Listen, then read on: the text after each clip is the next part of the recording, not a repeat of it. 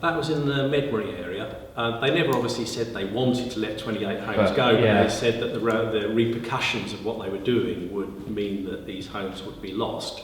And that included the hamlet of Ham, which is out to the west of Selsey, and some homes around the Bun Leisure area.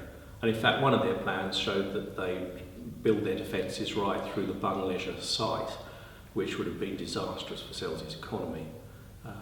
So basically it was a plan that any sane person living in Selsey would say no to, but we had to form a campaign group and come up with some cogent reasons why it shouldn't go ahead in that form, and take action like the action of getting elected, so that the local politicians started to take note.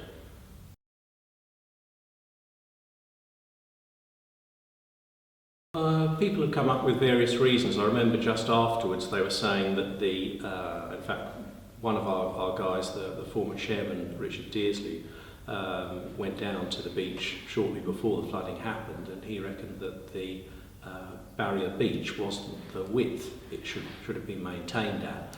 Other reasons have been put forward that the rifes that should drain the area, low-lying area behind the beach, got clogged up with reeds that had been cut, but for environmental reasons, rather than taking them away or burning them as they used to do in the past, they leave them on the banks of these rifes. So when the water rises, it pushes all the dead cut bits of grass to the sluice gate and blocks up the sluice, so the whole thing backs up and can't drain away.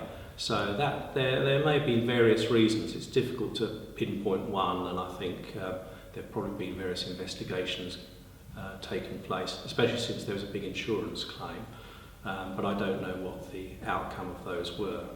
But basically good maintenance, making sure that the barrier beach was the correct width, that was the only type of action that could have been taken at that time. Avoid that situation. Other than having a different type of coastal defence there. I mean, in the past, the groins there have been taken away over the years by the Environment Agency. Now, whether that meant that the shingle moved quicker along the frontage so that there was less shingle there naturally, I don't know, but a lot of people suspect that if the groins had been there would have been more shingle there, so that the barrier beach would have been sufficient width to sustain the damage done by the storm.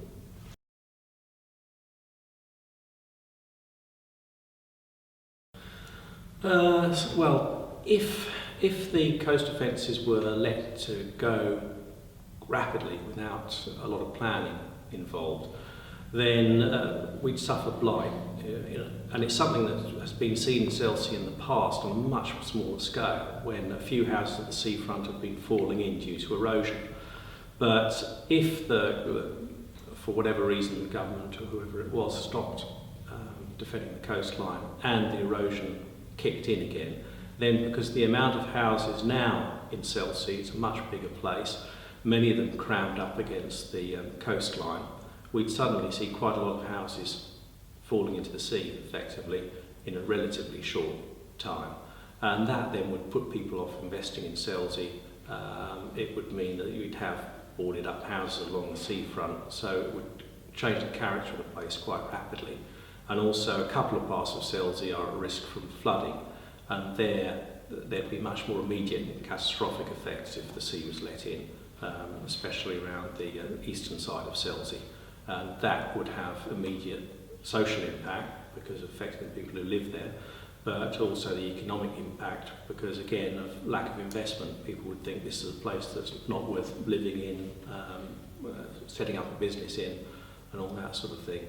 As far as environmental impacts go, the rising sea levels will, at the Medbury side, will create, through also the work being done there, new salt marshes and that sort of thing.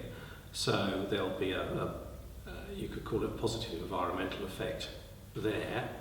But then one has to go back and look at why the original plan to stop defending the coastline at Selsey was made, and that was environmental too, the reasons for that.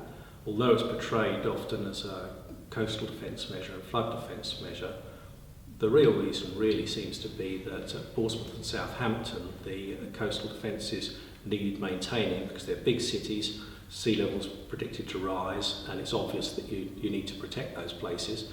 But the European legislation kicks in, and the salt marshes that are in front of the coast defences at Portsmouth and Southampton, you can't build sea defences there unless you replace them with you replace the salt marsh with replacement salt marsh somewhere else under the European legislation. So the agency was prevented, or being prevented, from really effectively defending these large cities, and it needed to create hundreds of acres of salt marsh somewhere else. And somewhere else had to be, again, relatively close to those cities.